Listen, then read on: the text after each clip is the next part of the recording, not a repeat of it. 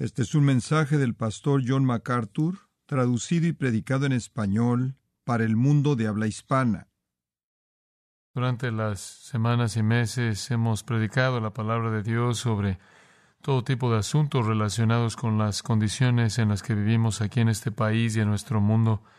Pero este domingo, conforme nos reunimos para celebrar la muerte del Señor, quiero que nos enfoquemos en la cruz de Cristo. Quiero que todos los que están aquí comprendan el Evangelio en profundidad. Sé que podemos asumir que usted tiene cierto conocimiento del Evangelio.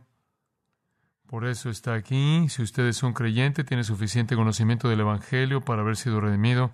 Pero también sé que hay profundidades y riquezas en el Evangelio que con mucha frecuencia se pasan por alto.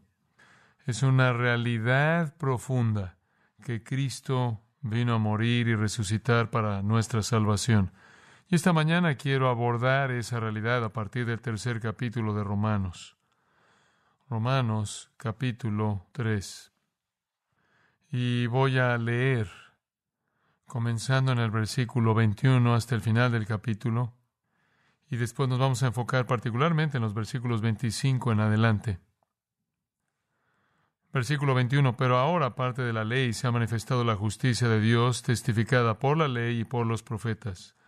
La justicia de Dios por medio de la fe en Jesucristo para todos los que creen en Él, porque no hay diferencia, por cuanto todos pecaron y están destituidos de la gloria de Dios, siendo justificados gratuitamente por su gracia, mediante la redención que es en Cristo Jesús, a quien Dios puso como propiciación por medio de la fe en su sangre, para manifestar su justicia a causa de haber pasado por alto en su paciencia los pecados pasados, con la mira de manifestar en este tiempo su justicia, a fin de que Él sea el justo y el que justifica al que es de la fe de Jesús. ¿Dónde pues está la jactancia? Queda excluida. ¿Por cuál ley? ¿Por la de las obras? No, sino por la ley de la fe. Concluimos, pues, que el hombre es justificado por fe sin las obras de la ley. ¿Es Dios solamente Dios de los judíos? ¿No es también Dios de los gentiles? Ciertamente también de los gentiles, porque Dios es uno y Él justificará por la fe a los de la circuncisión y por medio de la fe a los de la incircuncisión. Luego, por la fe, ¿invalidamos la ley? En ninguna manera, sino que confirmamos la ley. La mayoría de la gente piensa en la salvación en términos de cómo se relaciona con ellos. La mayoría de nosotros pensamos en la salvación desde nuestra propia perspectiva personal. Vemos la salvación y creemos que es para nosotros que Cristo murió, es para nosotros que resucitó, es para nosotros que Él hizo posible una salvación sin obras, porque de otra manera nunca podríamos ser salvos, porque nunca podríamos realizar obras que satisfarían la justicia perfecta de Dios. Entonces vemos la salvación desde nuestro punto de vista. Y hay razón para hacer eso, y nos regocijamos en eso, damos testimonio de eso en nuestros himnos de alabanza. Pero las Escrituras, sin embargo, enseñan que primordialmente la salvación no se trata de nosotros, se trata de Dios. La salvación no es en última instancia para nosotros, sino para Dios. De hecho, todo al final es para Dios y para la gloria de Dios. La gloria de Dios es el tema dominante en todas las Sagradas Escrituras. Desde el principio hasta el final y a lo largo en cada punto, todo es para la gloria de Dios. Un poco más adelante en el libro de Romanos, en el capítulo 11, vemos eso resumido. Versículos 33 y hasta el 36 del capítulo 11. Oh profundidad de las riquezas de la sabiduría y de la ciencia de Dios, cuán insondables son sus juicios, inescrutables sus caminos. Porque ¿quién entendió la mente del Señor? ¿O quién fue su consejero? ¿O quién le dio el primero para que le fuese recompensado? Porque de Él y por Él y para Él son todas las cosas. A Él sea la gloria por los siglos. Amén. Eso llega a la culminación de 11 capítulos sobre la salvación. Y la salvación es de Él y por Él y para Él. Para Él. El Salmo 115:1 dice, no a nosotros, oh Jehová, no a nosotros, sino a tu nombre da gloria, por tu misericordia, por tu verdad. Leemos tanto acerca de su misericordia en el Salmo 107 y se nos recuerda la liberación que Él nos da en Colosenses capítulo 1. Pero al final, en el sentido final último, todo eso es para la gloria de Dios. La salvación de usted no es el fin. La gloria de Dios es el fin y la meta. Otra forma de ver eso en el libro de Romanos es en el capítulo 1, versículo 5, donde leemos, después de la revelación acerca del Hijo de Dios y su resurrección, el versículo 5, por quien recibimos la gracia y el apostolado para la obediencia a la fe en todas las naciones por amor de su nombre. Por amor de su nombre. Tercera de Juan 7. Juan escribe que la gente es enviada con el Evangelio por amor del nombre. El nombre es el nombre de Dios. Entonces quiero mostrarle en Romanos capítulo 3 cómo Cristo murió para Dios. Sabemos que Cristo murió para los pecadores, pero al final, en últimas, Cristo murió para Dios. Todo se resuelve en el acorde final y principal de la gloria a Dios. Eso es lo que usted ve cuando en un vistazo al cielo en el libro de Apocalipsis, solo rápidamente imágenes muy familiares en el capítulo 4 de Apocalipsis y el capítulo 5, capítulo 4, versículo 11. Las huestes del cielo dicen, Señor, digno eres de recibir la gloria y la honra y el poder, porque tú creaste todas las cosas y por tu voluntad existen y fueron creadas. Dios recibe toda la gloria por la creación. Y luego en el capítulo 5, Él recibe toda la gloria por la salvación. Versículo 9, digno eres de tomar el libro y de abrir sus sellos, porque tú fuiste inmolado y con tu sangre nos has redimido para Dios de todo linaje, lengua y pueblo y nación. Y nos has hecho para nuestro Dios reyes y sacerdotes, y reinaremos sobre la tierra. La salvación es para Dios, para su gloria. Justo antes del libro de Apocalipsis está la maravillosa pequeña epístola de Judas. Y al final de ese capítulo leemos esto en el versículo 24, y aquel que es poderoso para guardaros sin caída y presentaros sin mancha delante de su gloria con gran alegría. Y después esto, al único y sabio Dios nuestro Salvador, sea gloria y majestad, imperio y potencia, ahora y por todos los siglos. Amén.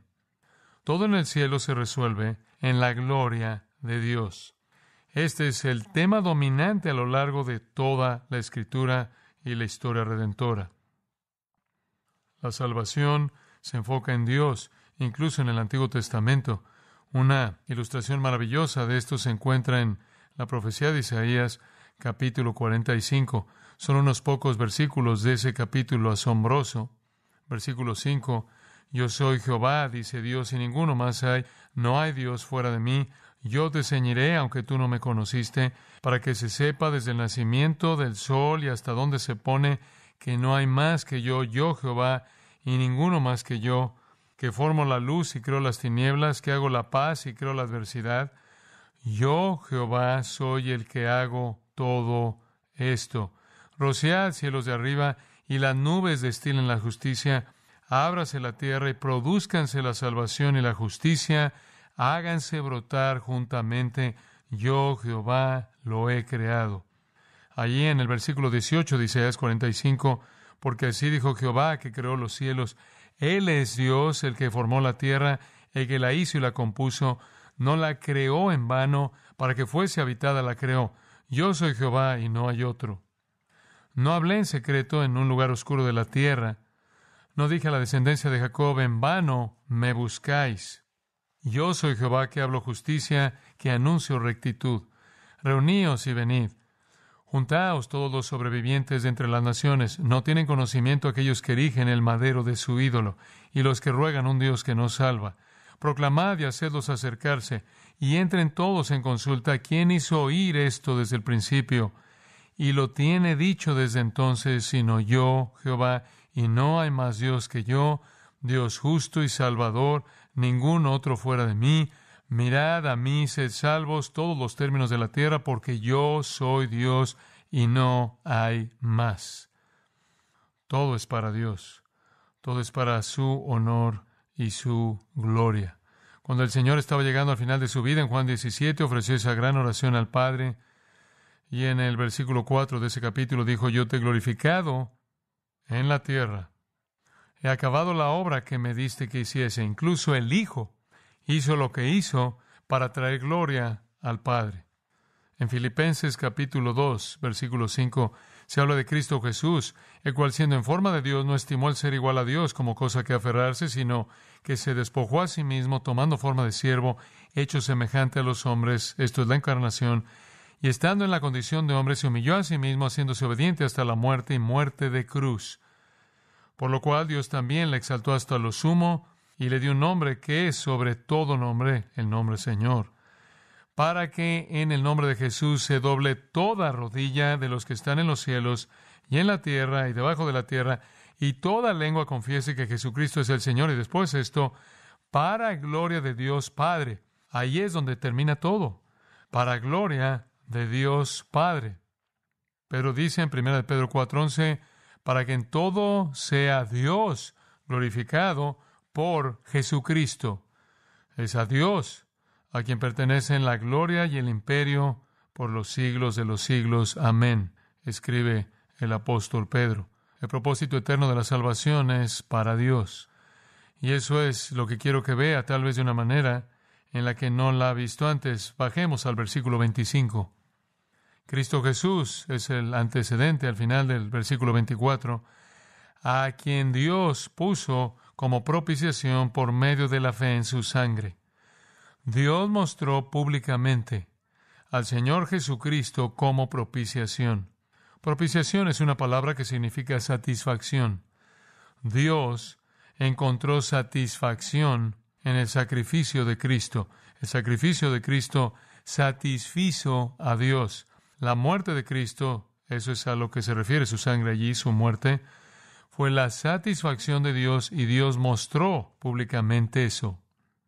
Usted recuerda que Jesús es llamado el Cordero de Dios, el Cordero de Dios. El pueblo judío escogió un cordero para ser ofrecido en la Pascua. Dios escogió su propio Hijo para que fuera su Cordero. La muerte de Cristo fue para Dios en el sentido de que Dios era el que tenía que ser satisfecho. Él era el que tenía que ser propiciado. La muerte de Cristo fue para Dios en el sentido de que Él fue el ofendido, Él fue el violado, Él es el deshonrado, como dice David, contra ti solo he pecado. Todo pecado es primordialmente contra Dios.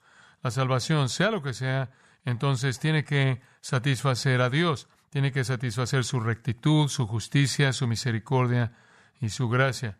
Él debe quedar satisfecho. Y Dios determinó que encontraría su satisfacción en la muerte de Jesucristo. En el Antiguo Testamento habían animales que eran matados todo el tiempo, como usted sabe. Ninguno de esos animales podía quitar el pecado. Hebreos 9 dice eso. Hebreos 10 dice que la sangre de los toros y de los machos cabríos no puede quitar los pecados. Eran simbólicos. Y en el simbolismo estaba integrada una terrible frustración. Era obvio que ninguno de esos sacrificios jamás quitó el pecado. Si lo hubiera hecho, no habrían tenido más sacrificios. Pero todos los días, sacrificios, todos los días, todos los días, todos los días. Y después, todo eso se intensificaba en las fiestas, el día de la expiación, la Pascua. Ninguno de esos sacrificios satisfizo jamás a Dios. Ninguno de ellos. Y el libro de Hebreos dice que por eso los sacerdotes siguieron ofreciendo y ofreciendo y ofreciendo y ofreciendo y ofreciendo. Nunca una satisfacción. Es como si Dios estaba diciendo, ninguno de esos sacrificios me satisface, cada uno de ellos es inadecuado como satisfacción. No satisfacen mi justicia y mi santidad, no satisfacen el requisito de muerte requerido por mi ley. Solo hay un sacrificio que satisfizo a Dios, y ese fue el sacrificio de Jesucristo. Él es la propiciación, la satisfacción para Dios. La pregunta real en la salvación no es cómo puede usted hacer que los hombres acepten a Dios. La pregunta real es cómo puede usted hacer que Dios acepte a los hombres. No es qué puede hacer usted para que Dios lo acepte a usted.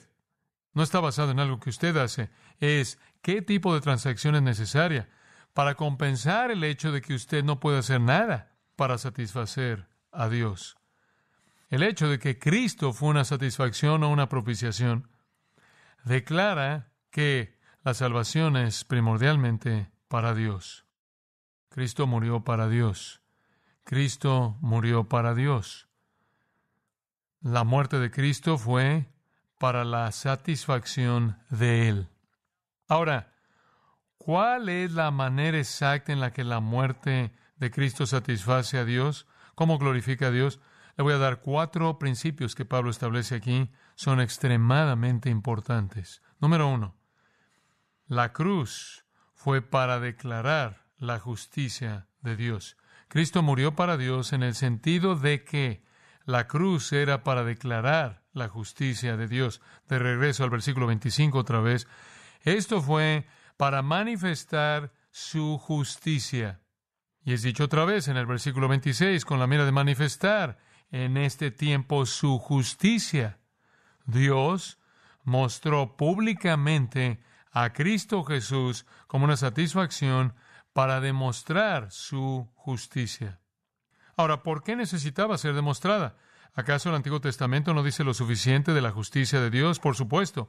Usted puede regresar a Éxodo, por ejemplo, una de muchas ilustraciones, pero en Éxodo capítulo 34, usted encuentra que desde el principio de la revelación divina es claro que el Señor es justo. Escucha el 34:6. Entonces Jehová fuerte, misericordioso y piadoso, tardo para la ira y grande en misericordia y verdad, que guarda misericordia a millares, que perdona la iniquidad, la rebelión y el pecado, y que de ningún modo tendrá por inocente al malvado. Dios muestra gracia y es misericordioso, pero Él es tan justo que no puede tener por inocente al malvado. Esa es solo una ilustración de cómo el Antiguo Testamento habla de la justicia de Dios. Dios necesitaba demostrar su justicia. Dice usted, bueno, espera un minuto, ¿acaso no está declarada en el Antiguo Testamento? Esa es solo una de docenas de ilustraciones, pero aquí está el problema. Los paganos tenían sus dioses, tenían sus ídolos, y sus ídolos eran una mezcla loca de bien y mal. Por supuesto que son mezclas del infierno, por lo que reflejarán quién es Satanás y su reino. Los paganos tenían sus deidades, eran caprichosas, eran inconsistentes, por decirlo suavemente, eran predominantemente malas, debían ser temidas y dar pánico. No hay medida de gracia o misericordia disponible en ellas. Si quiere ver la demostración moderna de eso, ve el Islam. Por un lado, esperaban obediencia, estas deidades, esperaban que la gente se inclinara ante ellas, esperaban que reconocieran alguna medida de bondad o justicia en ellos y pasaran por alto la injusticia, y vivían con miedo de violar a esos dioses. ¿Qué hay acerca de Jehová? ¿Qué hay acerca de Yahweh, el Dios verdadero? Bueno, honestamente, el Dios verdadero, el único Dios vivo y verdadero, también podrá ser acusado de ser una mezcla de justo e injusto. ¿Por qué dices eso? ¿Por qué la gente acusaría al Dios verdadero de llegar a ser injusto? La respuesta, porque Dios toleró el pecado. O Él no lo toleró eternamente, pero temporalmente Él toleró el pecado. Dios toleró el pecado a lo largo de la historia del hombre. Mucha gente injusta vivió, floreció. Mucha gente injusta prosperó, alcanzó posiciones de poder. Y lo que es más importante, para toda la gente que creía en el Dios verdadero, Dios pasó por alto su pecado. Aquellos que creyeron en Él fueron perdonados. Su pecado fue pasado por alto. No había duda de que Dios era amoroso, misericordioso y lleno de gracia y amable. La gran pregunta es, ¿cómo podría Dios ser justo cuando los pecadores que lo odian sobreviven por tanto tiempo y con tanta prosperidad, y aquellos que creen en Él se les pasa por alto su pecado? Y eso es exactamente lo que dice Pablo. Regresa al versículo 25. Aquí está la razón. Dios necesitaba manifestar su justicia a causa de haber pasado por alto en su paciencia los pecados pasados. Él los pasó por alto. Esa no es una palabra para perdón, es una palabra para pasar por alto.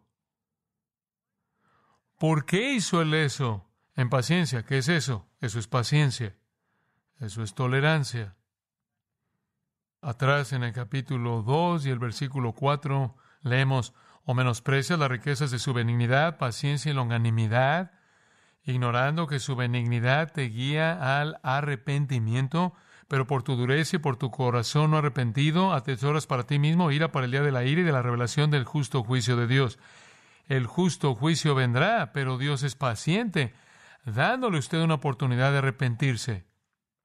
Es la paciencia lo que hace que Dios no haga caer el juicio merecido cuando es merecido.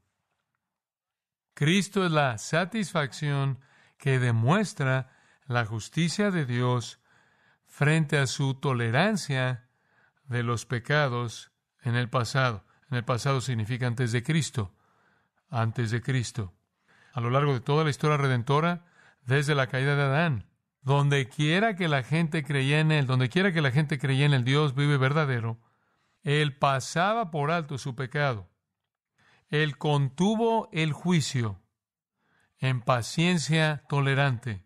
Una de las razones por las que leí el Salmo 107 es porque repite la antigua palabra hebrea Gesed, que significa misericordia. En su misericordia, para los que creían en Él, Él pasó por alto el pecado de ellos. En el libro de Hechos, en el capítulo 17 y el versículo 30, leemos esto: pero Dios, habiendo pasado por alto los tiempos de esta ignorancia. Dios pasó por alto los tiempos de esta ignorancia. La era del Antiguo Testamento fue un tiempo de ignorancia sin la revelación completa en Cristo y el Nuevo Testamento. Dios pasó por alto los tiempos de esta ignorancia. Pero Dios ahora manda a todos los hombres en todo lugar que se arrepientan, por cuanto ha establecido un día en el cual juzgará al mundo con justicia. Esa frase, pasado por alto, en Hechos 17:30, es una palabra rara que solo se usa allí. Significa que Él no interfirió con juicio especial. Es parte de su paciencia. El juicio era solo ocasional. Solo ocasional. Hubieron muchos juicios, pero nos parecieron aleatorios con la excepción del diluvio. Después de eso hubieron juicios. Usted puede leer sobre ellos en el Antiguo Testamento. Pero fueron la excepción y no la regla. Dios le dijo a Adán: el día que comas morirás. Y Adán vivió cientos de años después de eso. Las semillas de la muerte fueron plantadas. Y entonces surge la pregunta: ¿cómo puede Dios ser justo y ser tan paciente con el pecado y pasar por alto el pecado por tanto tiempo y dejar que el pecado no sea castigado por tanto tiempo? Y habiendo muerto hace mucho tiempo, incluso las personas que creían en Él en el Antiguo Testamento, enterradas hace mucho tiempo en la tumba, y sin embargo, la justicia y la rectitud de Dios no han quedado satisfechas. Pero a esas personas las ha llevado al cielo. Los creyentes del Antiguo Testamento fueron a la presencia del Señor. Aunque pecaron, aunque no hubo un sustituto satisfactorio para ellos, no hubo expiación, no hubo propiciación real. Nada satisfizo a Dios. Pero aún así, como dice en el Salmo 78, Él, misericordioso, perdonaba la maldad y no los destruía, y apartó muchas veces su ira y no despertó todo su enojo. Esa palabra perdonaba significa que Él los cubría. Él de alguna manera simplemente los cubría, los protegió de la ira a pesar de que Él no había quedado satisfecho. ¿Acaso los sacrificios del Antiguo Testamento quitaron el pecado? Obviamente no. Entonces, una mirada al Antiguo Testamento hizo que Dios pareciera tan caprichoso como el resto de las deidades paganas. El Señor, quien aparentemente no era consistentemente justo, de vez en cuando descendía en ira y furia. Pero ¿cómo podríamos considerarlo perfectamente justo cuando Él parecía ser tan tolerante con el pecado, lo toleraba entre los no creyentes. Él ha dejado, dice Hechos 14, a todas las gentes andar en sus propios caminos. Ellos progresaron por un camino de iniquidad y Él no intervino. Ahora, obviamente, alguien que lee el Antiguo Testamento podrá ver a Dios como un Dios de justicia porque Él dio la ley. Ellos incluso podían ver a Dios como un Dios de amor. El profeta Miqueas nos deja con una conclusión increíble que estoy seguro que fue el testimonio de muchos en Israel. Escuche lo que dijo, capítulo 7, versículo 18, que Dios como tú que perdona la maldad y olvida el pecado del remanente de su heredad. ¿Quién es un Dios como tú? No hay deidad que vaya a pasar por alto las transgresiones blasfemas de la gente contra Él. No hay ninguna deidad pagana que lo permita. ¿Qué Dios que no retuvo para siempre su enojo, porque se deleita en misericordia? ¿Quién es un Dios que tiene misericordia?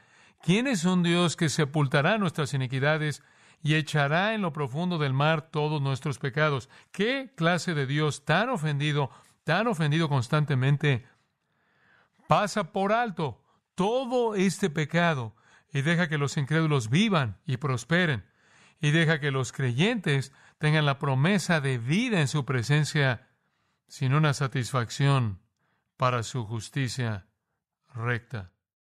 La pregunta se resume en esas conocidas palabras al final del versículo 26. ¿Cómo puede Dios ser justo y el que justifica al que es de la fe de Jesús? ¿Cómo puede Dios ser justo y un justificador?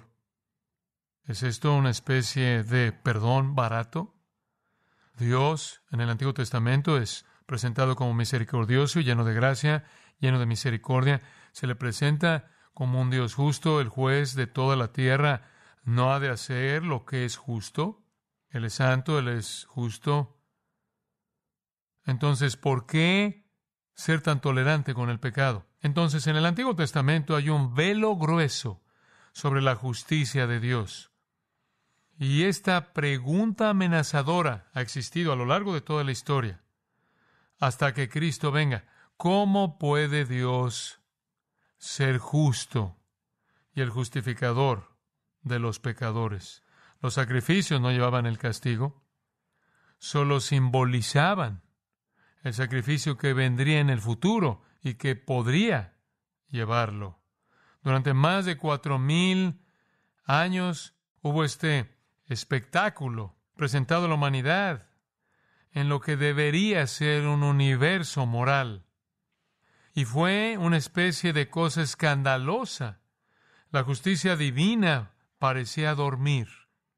Uno podría haber preguntado si la justicia divina realmente existía o si no era simplemente caprichosa.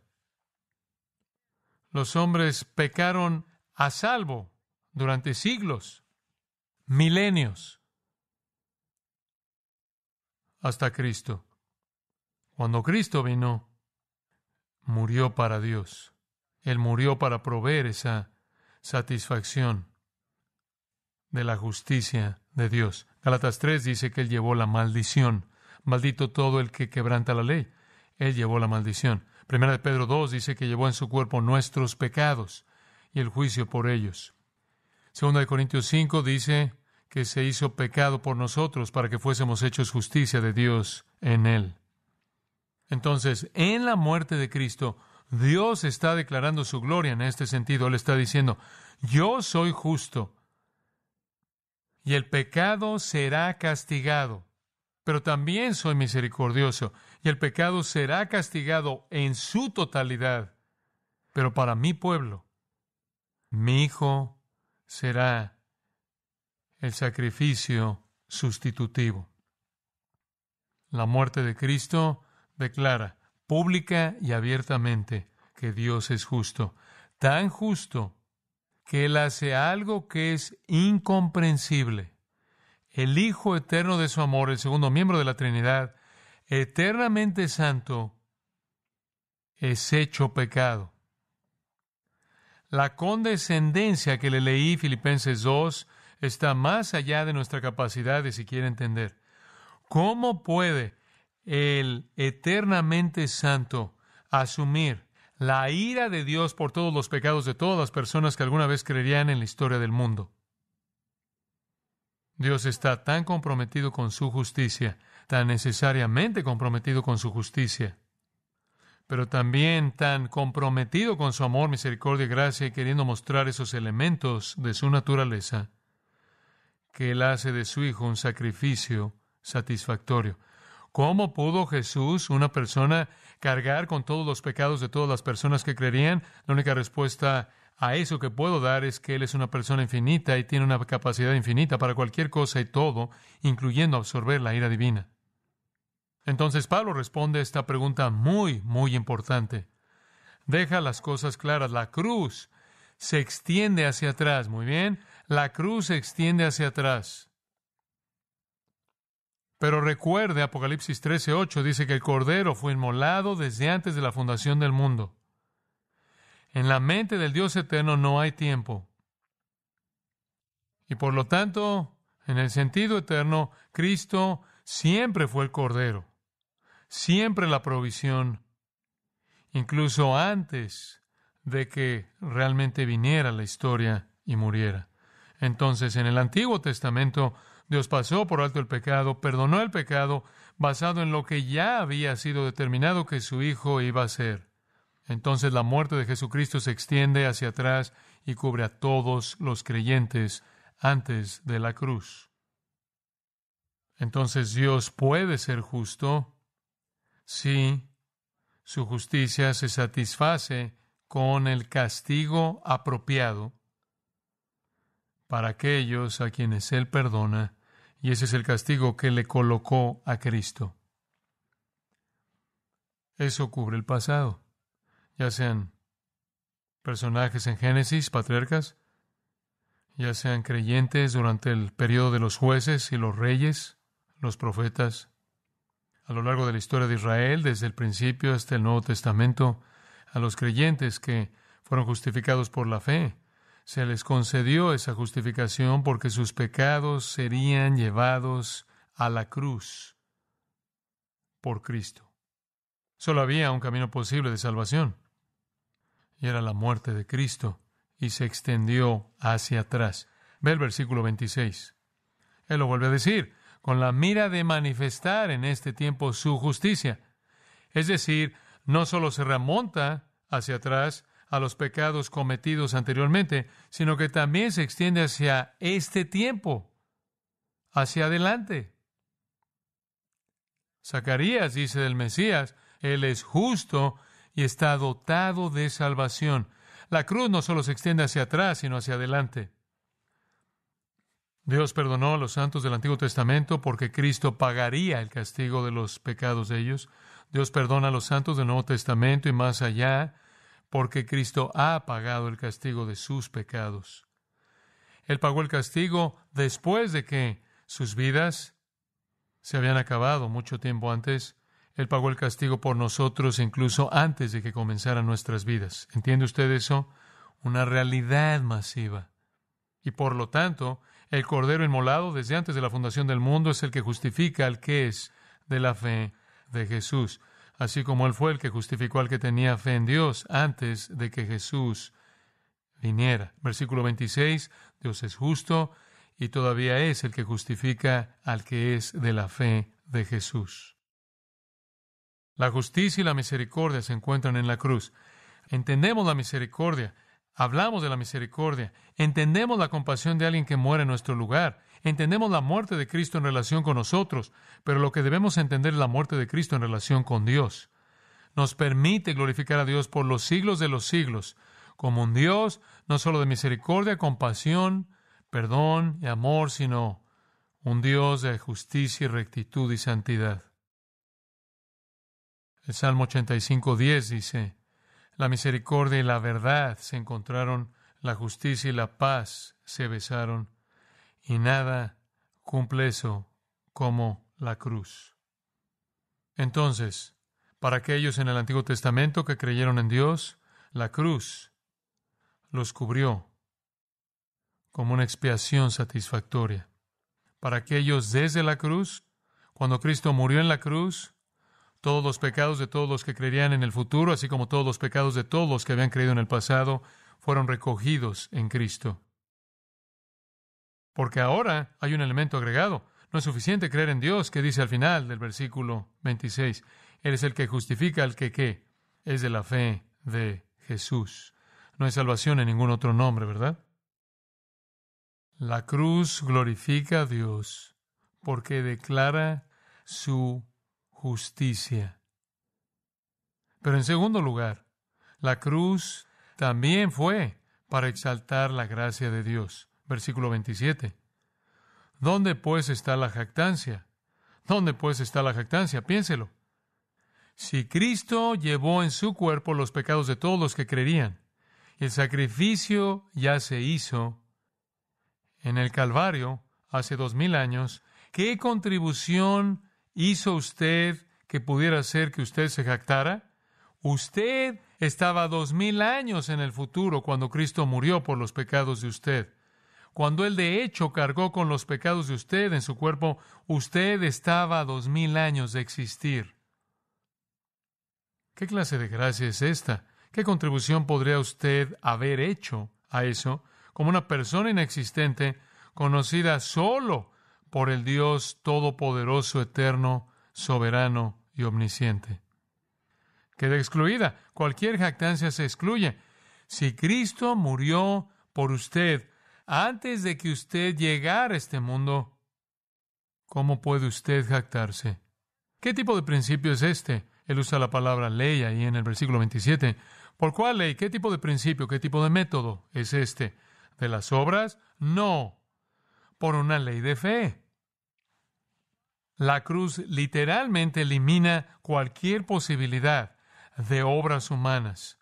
Usted no coopera en su salvación. Cristo murió por usted hace 2000 años atrás y llevó sus pecados en su propio cuerpo en la cruz y satisfizo la justicia de Dios. No hay lugar para la autofelicitación. Solo Dios puede hacer tal provisión. Y esto glorifica la gracia de Dios.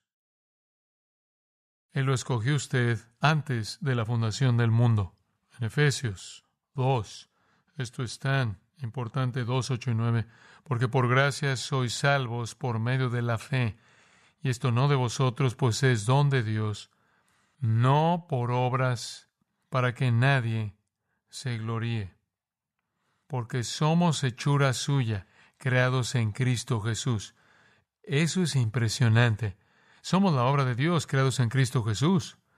Es un don de gracia, a través de la fe, que en sí misma es un don, no de obras. Y no solo hemos sido salvados por gracia, sino que el versículo 10 dice, creados en Cristo Jesús para buenas obras, las cuales Dios preparó de antemano para que anduviésemos en ellas. Escuche esto. Esa es una declaración ignorada. Dios no solo escogió su salvación, Él escogió su santificación. Usted fue escogido para ser santificado. No existe algo tal como un creyente justificado que no esté santificado. Así como Dios ordenó su salvación, ahí dice que Él determinó sus buenas obras de antemano. Usted fue salvo para buenas obras, las cuales Dios preparó de antemano para que anduviésemos en ellas. Todo se resolvió en la eternidad pasada y todo en ese maravilloso pacto de salvación fue ratificado en la muerte de Cristo. Y usted realmente estaba allí. Su muerte no es algo potencial, es una expiación real por aquellos a los que Dios escogió. ¿Qué tipo de principio es este? No es por obras, sino que es un principio que opera por fe. Las obras no añaden nada a su salvación, incluso su santificación está capacitada por Dios. Dios ha ordenado su justificación antes de que el mundo comenzara y ha ordenado su santificación junto con ella. Así es como la fe se apropia sin las obras. ¿Qué quieres decir con eso? Es solo cuestión de creer. Versículo 28. Concluimos pues que el hombre es justificado por fe sin las obras de la ley. ¿Cómo podrían las obras de usted tener algo que ver con algo determinado en la eternidad pasada ¿Cómo podrían las obras de usted tener algo que ver con la muerte de Jesucristo como un cordero inmolado antes de la fundación del mundo en la temporalidad de Dios? ¿Cómo podrían sus obras tener algo que ver con una salvación que le fue concedida a usted, asegurada para usted, miles de años antes de que usted naciera? Entonces, ¿qué se muestra aquí? No solo la justicia de Dios, sino la gracia de Dios. La gracia de Dios. Y hay más. La cruz revela no solo la justicia de Dios y la gracia de Dios, sino también la consistencia de Dios. Ahora piensen en esto. Algunas veces la gente ha dicho, bueno, hay una manera de ser salvo en el Antiguo Testamento. Los judíos fueron salvos de cierta manera. Esto es popular entre los evangélicos de hoy. Los judíos se salvaron de una manera, nosotros somos salvos de una manera. Ahora espere un minuto. La salvación que Dios concedió a los creyentes del Antiguo Testamento que realmente creían en Él, les fue asegurada por la muerte de Cristo en el futuro. Nuestra salvación es asegurada para nosotros por la muerte de Cristo en el pasado. Pero es la muerte de Cristo la que retrocede y la muerte de Cristo la que avanza. Entonces, obviamente, solo hay una forma posible de salvación y esa es la muerte de Cristo. Eso muestra la consistencia de Dios. Y aquí estaba gran parte del problema. ¿Qué clase de Dios es este que pasa por alto el pecado de alguien? ¿Qué clase de Dios es este que parece ser caprichoso, que parece ser tolerante, que a veces parece ser amoroso y otras veces crítico? Y si vemos al Dios del Antiguo Testamento, como usted sabe, los escolásticos han dicho durante décadas que, bueno, el Dios del Antiguo Testamento no puede ser el Dios del Nuevo Testamento. Tiene que haber una diferencia.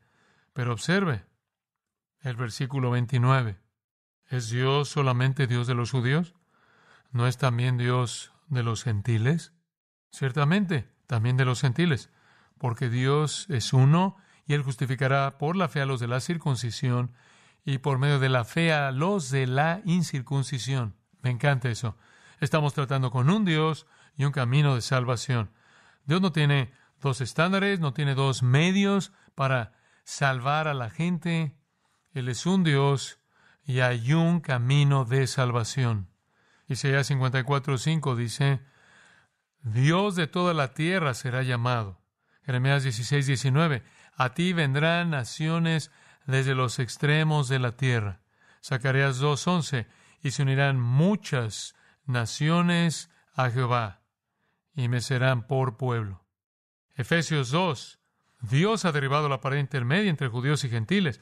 Dios es el Dios de todos, ya que Dios es uno.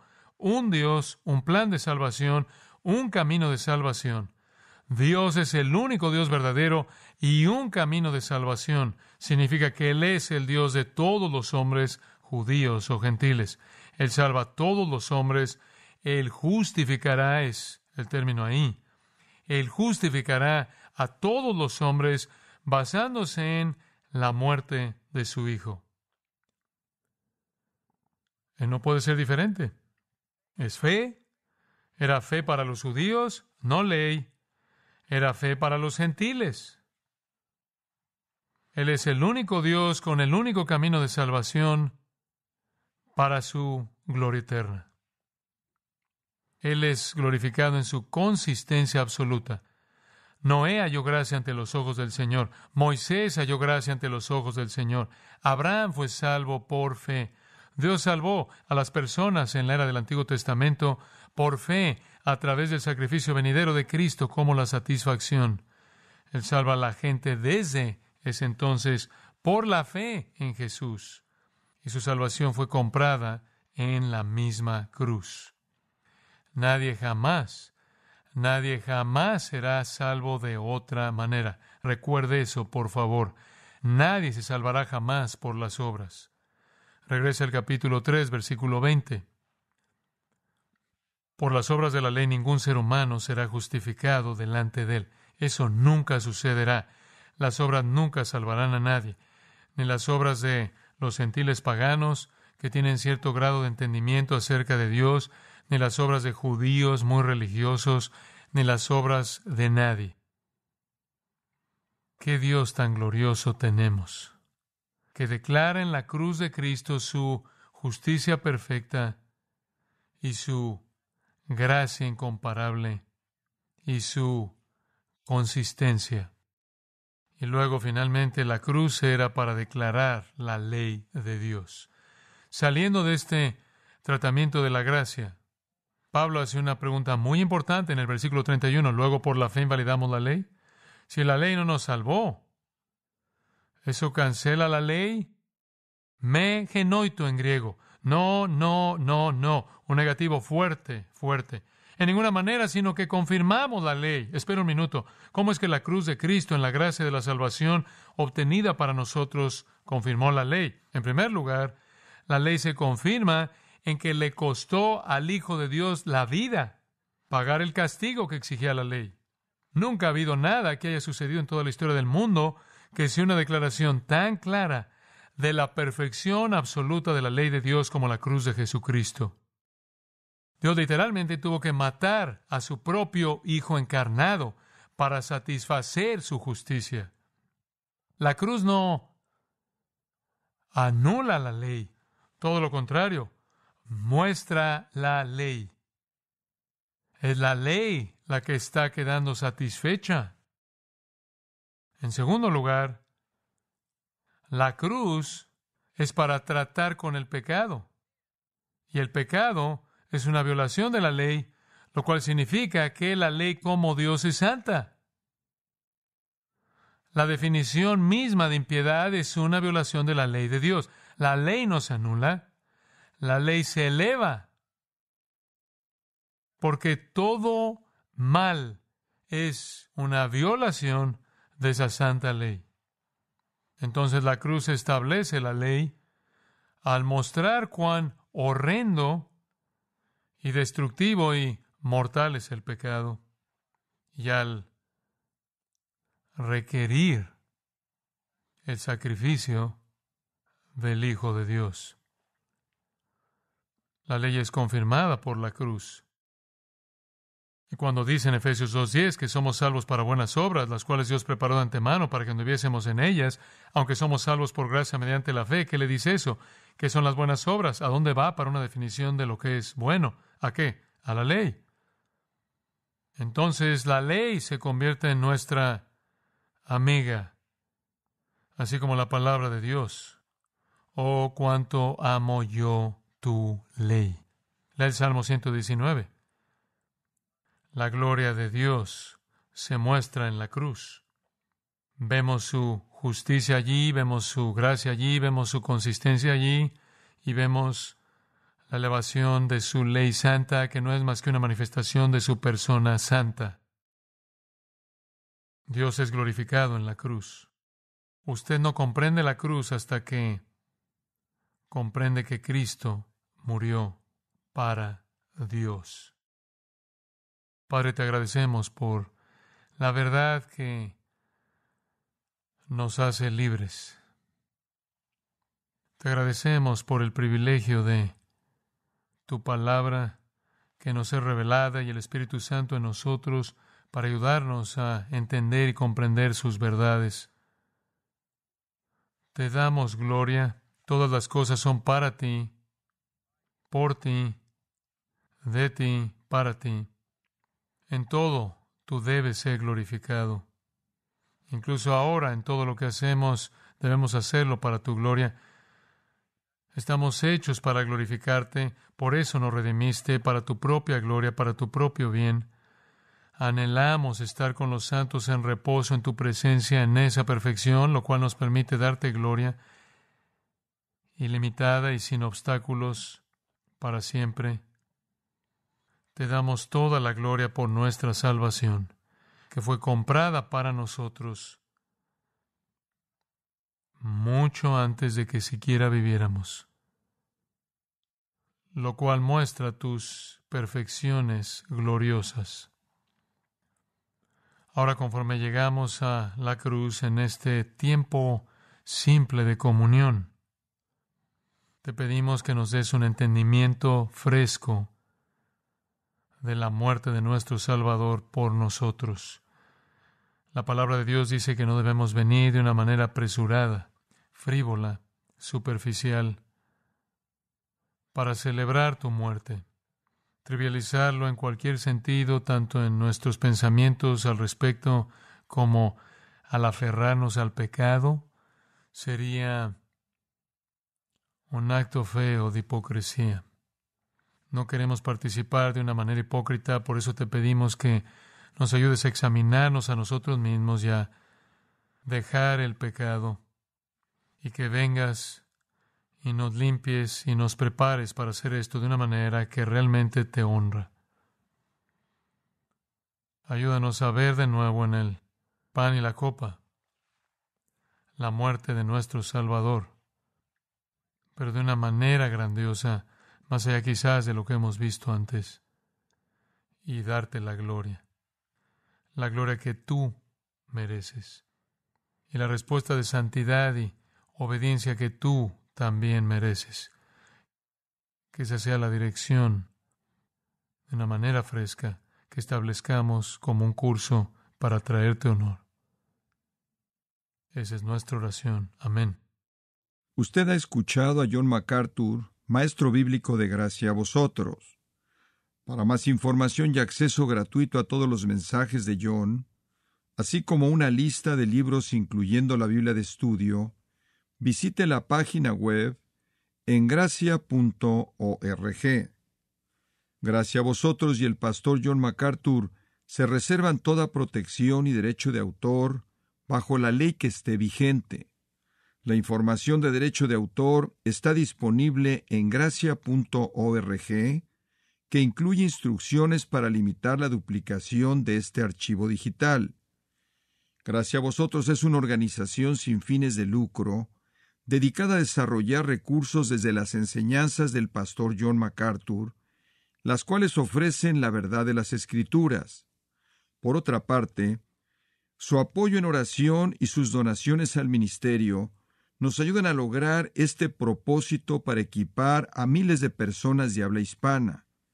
Si desea hacer una donación o ofrenda, puede hacerlo utilizando su tarjeta Visa, Mastercard, Discovery o American Express, ingresando a gracia.org,